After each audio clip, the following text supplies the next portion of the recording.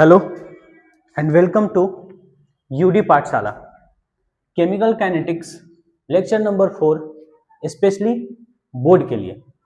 चलिए यहाँ पे देखते हैं कि कुछ लिखा हुआ है कि concentration of reactant versus rate of reaction. इसमें क्या है, यहाँ पे रेट जो है, रेट इज इक्वल टू, हम पहले इसे पिछले वाले लेक्चर में हम यह सीखे थे कि रेट इज इक्वल टू होता है कि रिएक्टेंट का concentration after time T power n, और n का मतलब यहाँ है order of reaction, order of reaction. तो यहाँ तक हम पहले ही क्लियर है। अब हम क्या करने जा रहे हैं, मान लीजिए कि if concentration of reactant increase by x time, मतलब कि कंसंट्रेशन ऑफ रिएक्टेंट को हम x टाइम क्या कर दिए हैं, इंक्रीज कर दिए हैं। अब इससे क्या होगा, चलिए एक बार हम इसको देखते हैं। तो रिएक्टेंट आर, अब rate is equal to k को k ही रहने देते हैं और इसको लिख सकते हैं a t के मतलब a, और इसको कितना टाइम कर दिए हैं, x टाइम, तो इसको कर देते हैं x का पावर n।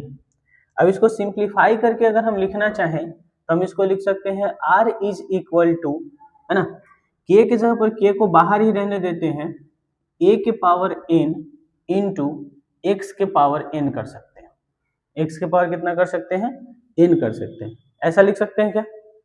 ऐसा हम आराम से लिख सकते हैं, हमको कोई दिक्कत नहीं है। अब उसके बाद में अगर हम यहाँ पर देखें ठीक से, तो देखिए x के पावर कितना हुआ, n हुआ, है ना।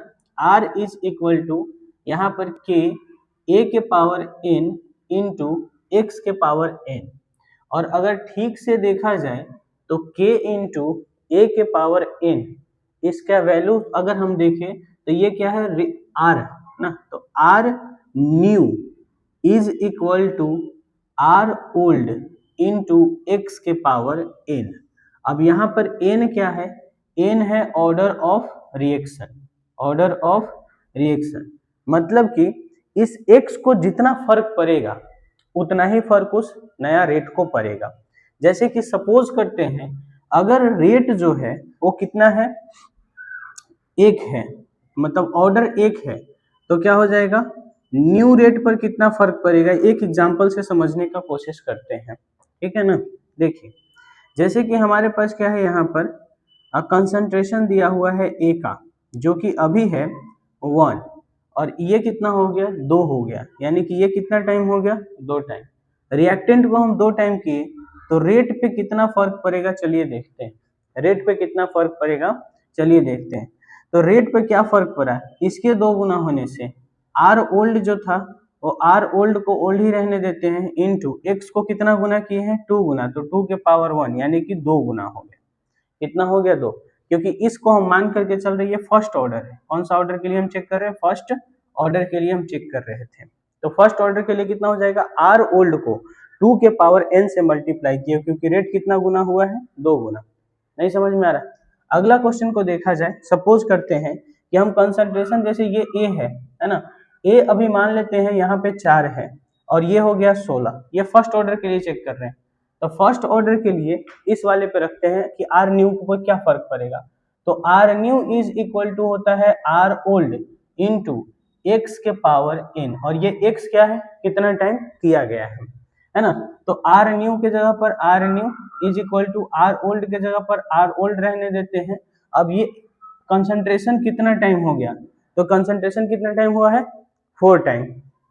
कंसंट्रेशन हो गया है गुना 4, तो इसको 4 रख देते हैं, और उस पर पावर फर्स्ट ऑर्डर के लिए हम बोले हैं तो पावर कितना रखेंगे, 1, यानी कि रेट कितना गुना हो जाएगा, 4 गुना। मतलब ये हुआ कि जितना गुना कंसंट्रेशन को जितना बढ़ाया जा रहा है, कंसंट्रेशन को जितना गुना किया जा रहा है, अगर रेट भी उतना ही टाइम हो जाता है, कंसंट्रेशन को जितना गुना किया जा रहा है, रेट भी अगर उतना ही गुना हो जाता है, इसका मतलब है कि वो ऑर्डर कौन सा है, फर्स्ट ऑर्डर रिएक्शन है। ये बात हमको यहाँ से पता चल जाता है। यानी कि रेट डिटर्मिनेशन का यह एक भी तरीका हो सकता है कि हम रेट कैसे डिटरमाइन करें, ऑर्डर कैसे डिटरमाइन करें इसका। अब हम अगला एग्जांपल लेकर के चलते हैं। सपोज करते हैं कि हम जीरो ऑर्डर के लिए देखना चाहते हैं, जीरो ऑर्डर के लिए देखना चाहते हैं, तो n का वैल्यू कितना हो गया बोलो, 0 हो गया। n का वैल्यू कितना हो गया, 0 हो गया। अब यहाँ पर जैसे कि a कोई एक कंसंट्रेशन है ना, ये अभी 1 है, अभी मान लेते हैं ये 2 है, और बाद में कितना टाइम हो गया, 8 टाइम हो गया, ठीक है। अब 8 टाइम होने पर क्या फर्क पड़ेगा देखते हैं, ये कितना गुना हुआ है बोलो, 4 गुना हो गया है। कितना गुना हो गया है, 4 गुना। कंसंट्रेशन जो है वो कितना गुना हुआ है, 4 गुना हुआ है। अब सोचते हैं कि रेट को क्या फर्क पड़ेगा, चलिए देखते हैं। तो R old is sorry R new निकालना है ना, आर न्यू, तो R new is equal to R old into X के पावर कितना करेंगे, एन, एक्स के पावर कितना करेंगे, एन। अब यहाँ पर आर न्यू को आर न्यू रहने देते हैं, आर ओल्ड हो सकता है कुछ दिया हो, पर एक्स कितना गुना हो गया है, 4 गुना, और पावर कितना रखेंगे, 0, और किसी भी चीज का पावर 0 है तो वैल्यू कितना होता है, 1। इसका मतलब हो गया कि आर न्यू जो है वो आर ओल्ड के बराबर ही रह गया। मतलब कि कंसंट्रेशन को चेंज करने पर, रिएक्टेंट के कंसंट्रेशन को चेंज करने पर अगर प्रोडक्ट में कोई फर्क नहीं पड़ता है, अगर प्रोडक्ट को मतलब रेट को कोई फर्क नहीं पड़ता है, मतलब वो कौन से ऑर्डर का रिएक्शन है, 0 ऑर्डर का रिएक्शन है। बात समझ में आया नहीं आया, ठीक है। अब आगे देखते हैं, एक एग्जांपल और लेते हैं, है ना, और इस एग्जांपल में भी हम यही मान करके चल रहे हैं कि ऑर्डर हमारा 0 है। ऑर्डर कैसा है, 0 ऑर्डर रिएक्शन। तो 0 ऑर्डर के लिए n का वैल्यू कितना हो जाएगा, 0 हो जाएगा। a के कंसंट्रेशन को हम कितना टाइम इंक्रीज कर दिए सर, a के कंसंट्रेशन अभी हमारे पास मान लेते हैं कि 1 है, और कंसंट्रेशन का यूनिट पता है मोल पर लीटर पर यूनिट टाइम, है ना। क्या हो जाएगा, अभी हम लिख नहीं रहे, बात अलग है, मोल पर लीटर और इनटू टाइम का इनवर्स, ये होता है ना, यूनिट यही होता है, कंसंट्रेशन का यूनिट ये होता है। अब हम इसको हटा, तो ये 1 हो गया। अब ये जो है वो मान लेते हैं कि 10 हो गया है, चलो 2 से 10 कर देते हैं, 2 से कितना गुना कर दिए, 10 गुना, ठीक है। यानी कि कंसंट्रेशन कितना गुना बढ़ा है, 5 टाइम बढ़ गया, कंसंट्रेशन इंक्रीज हो गया है 5 टाइम। अब हम यहाँ पर यह कहने जा रहे हैं, एक बार थोड़ा ध्यान देना बस, ज्यादा कुछ नहीं, कि रेट न्यू को क्या फर्क पड़ेगा। तो rate new is equal to rate old into X के पावर एन। अब रेट ओल्ड को ओल्ड ही रहने देते हैं, x 5 गुना हो गया है, और 0 ऑर्डर के लिए n का वैल्यू कितना हो जाता है, 0, और किसी भी चीज का पावर 0 मतलब वो n उतना ही रह जाता है, 1 हो जाता है। तो R new is equal to R old के बराबर, मतलब फिर से किस पे, रेट पे कोई फर्क नहीं पड़ा। पहले इतना बात समझ में आ गया शायद। यहाँ पे हम एक और एग्जांपल लेना चाहते हैं, पर हम ऑर्डर ऑफ रिएक्शन को, ऑर्डर ऑफ रिएक्शन, है ना, मतलब कि यहाँ पे order of reaction, order of reaction ये हम मान के चल रहे हैं कि सेकेंड ऑर्डर है। इसका मतलब n का वैल्यू कितना हो जाएगा, 2, क्योंकि ये रेट को दर्शाता है, जो रेट होगा वही होता। तो रेट का वैल्यू यहाँ पे 2 है, इसका मतलब रेट 2 है, ऑर्डर ऑफ रिएक्शन 2 है। अब आगे देखते हैं, यहाँ पे क्या हुआ कि जैसे हम A का कंसंट्रेशन है ना, A के कंसंट्रेशन अभी हमारे पास 2 है, और ये मान लेते हैं 6 गुना हो, कितना हो गया, 6 हो गया। मतलब कि समय के साथ में t इक्वल टू 0 पर इतना था, और t equal to t dash पे समझ करो 6 हो गया। इसका मतलब कितना गुना बढ़ा है, 3 गुना बढ़ गया है। अब हम देखते हैं कि इस पे रेट पे क्या फर्क पड़ेगा। तो रेट पे क्या फर्क पड़ेगा, तो rate new is equal to rate old into x के पावर कितना हो जाएगा, रेट इनटू x के पावर कितना हो जाएगा, बोलिए x के पावर कितना रखा जाए, 3 रखा जाए, x के पावर 3। तो R new equal to R old into x का वैल्यू कितना है, 3 गुना हुआ है ना कंसंट्रेशन, और यहाँ x का क्या मतलब है कि कंसंट्रेशन कितना टाइम हुआ है, x का क्या मतलब यहाँ पे कंसंट्रेशन को कितना टाइम इंक्रीज किया गया है ना, पहले ये बात लिख करके रखा हो। तो इस पे ये कर दिए, अब इससे कितना कर दिए, देखिए स्क्वायर, मतलब यहाँ पे R new is equal to R old into कितना हो गया, बोलिए 3 3 होते का 27, ठीक है, 3 3 होते का 27, नहीं सॉरी यहाँ पे सेकेंड ऑर्डर के लिए देख रहे हैं ना, सेकेंड ऑर्डर के लिए, तो यहाँ 2 रखेंगे, सॉरी, तो 3 3 9 हो गया, हाँ ठीक है। चलिए एक एग्जांपल और देखते हैं सेकेंड ऑर्डर के लिए। सपोज करते हैं कि ए का जो कंसंट्रेशन है वो कंसंट्रेशन कितना है हमारे पास, ए का कंसंट्रेशन 2 है और ये 4 हो गया, 2 है और कितना हो गया 4। इसका मतलब कंसंट्रेशन जो है वो कितना टाइम हुआ है 2 टाइम हुआ है। कंसंट्रेशन कितना गुना हो गया है 2। तो R new is equal to R old के पावर, आर ओल्ड के पावर कितना हो जाएगा बोलिए, आर ओल्ड का पावर एक्स के पावर इतना, नहीं आर ओल्ड इंटू एक्स के पावर दिस। तो R new is equal to R old को आर ओल्ड ही रहने देते हैं और यहाँ पर एक्स है तो एक्स को क्या लिख देंगे, कितना गुना हुआ है 2 गुना, और पावर सेकेंड ऑर्डर के लिए 2। तो R new is equal to हमारे पास क्या हो गया R old into 4, R old into 4। ठीक है, अब चलिए हम निष्कर्ष पे आते हैं। अब किस पे आते हैं निष्कर्ष पे। निष्कर्ष क्या निकला कि अगर ऑर्डर 0 है, अगर ऑर्डर 0 है तो कंसंट्रेशन को कितना भी टाइम बढ़ा लो रेट पे कोई फर्क नहीं पड़ेगा। अगर कंसंट्रेशन ऑर्डर फर्स्ट है तो हम कंसंट्रेशन को जितना टाइम करते हैं हमारा रेट भी उतना ही टाइम होता है। कंसंट्रेशन को जितना टाइम करते हैं रेट भी कितना उतना ही टाइम होता है। इसका मतलब कौन सा ऑर्डर है फर्स्ट ऑर्डर है। अब हम ऑर्डर को जितना बढ़ाते हैं, ऑर्डर को हम जितना बढ़ाते हैं रेट अगर उसके स्क्वायर में बढ़ता है मतलब वो सेकेंड ऑर्डर है, रेट अगर क्यूब में बढ़ता है इसका मतलब वो थर्ड ऑर्डर है। ये बात समझ में आ गया यहाँ तक, तो ये हमको समझ में आ गया है। तो हम थोड़ा सा इसको क्या करते हैं समझने की कोशिश करते हैं, मतलब लिखने की। वो छोटी सी बात है और इससे बहुत अच्छा अच्छा क्वेश्चन बन सकता है। छोटी सी बात तो है पर बहुत अच्छा अच्छा सा क्वेश्चन बन सकता है। इतना देर समझाने के बाद में हम आपसे अब एक छोटा सा बात करना चाहते हैं, निष्कर्ष पे पहुंचना चाहते हैं, है ना। निष्कर्ष पे पहुंच जाते हैं कि इफ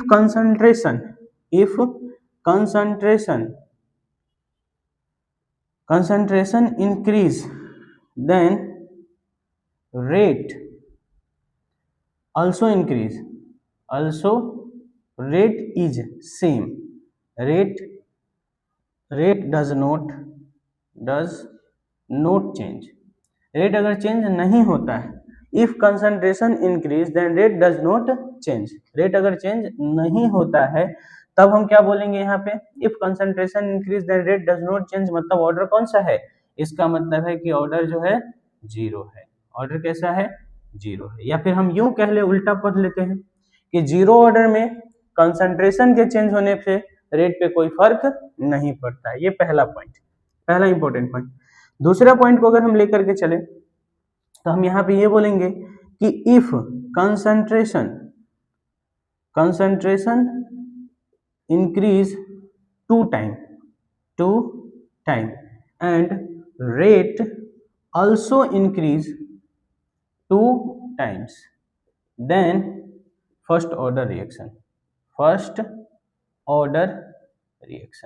मतलब हम कह सकते हैं कि फर्स्ट ऑर्डर रिएक्शन में कंसंट्रेशन को जितना बढ़ाते हैं रेट उतना ही बढ़ता है, कंसंट्रेशन को जितना बढ़ाते हैं रेट उतना ही बढ़ता है। बात समझ में आई? बोले हाँ ठीक है। उसके बाद में अगर हम बात करें तीसरा, if concentration increase 2 times and rate increase 4 times, then second order reaction। मतलब कि रेट को जितना गुना किए अगर उसका स्क्वायर हो गया, ऑर्डर हमको रेट जो मतलब कंसंट्रेशन को जितना गुना किए, ऑर्डर अगर जितना गुना किए उसका स्क्वायर हो जाता है तो सेकेंड ऑर्डर। इसी तरह से हम आराम से क्या कर सकते हैं निकाल सकते हैं। अब आपको अगर कुछ भी आता है, कुछ भी पूछा जाता है तो आप आराम से क्या कर सकते हो, यहाँ से फाइंड कर सकते हो, कोई दिक्कत वाली बात नहीं है।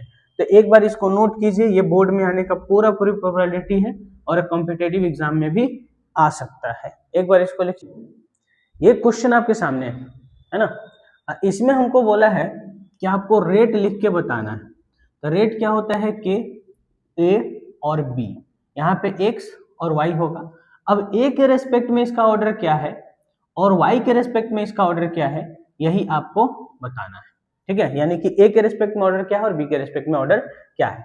तो कैसे निकालेंगे चलिए देखते हैं। सबसे पहले क्या करना है, सपोज कीजिए कि हमको ए का क्या निकालना है, ऑर्डर निकालना है। सपोज करो कि हमको किसका ऑर्डर निकालना है, ए का ऑर्डर निकालना है।